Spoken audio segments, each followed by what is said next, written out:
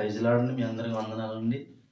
మనం చెప్పుకునేది వాక్యం అపోస్తుల కార్యం 9వ అధ్యాయం వచనం చూద్దామండి.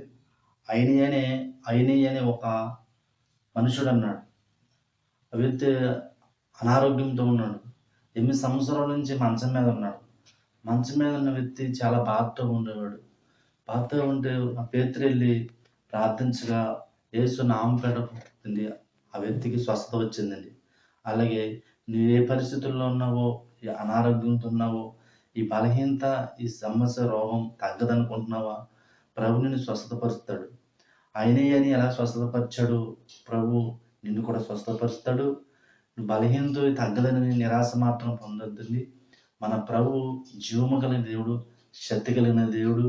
నిన్ను స్వస్థతపరుస్తాడు. నమ్మకం మాత్రమే ఉంచాలి. ఎవరిని? నమ్మకం మాత్రం.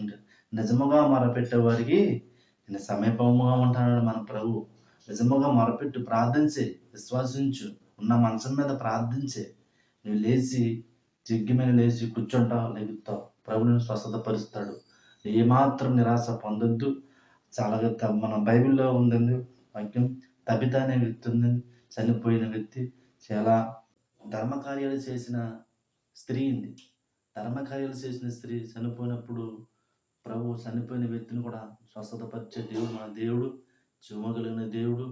అలాగే రక్తస్రావం గల స్త్రీని కూడా అలాగే దేవుడు స్వస్థతపరుస్తాడు. బైబిల్ వాక్యాలు చదివితేండి మీకు అర్థమవుతుంది.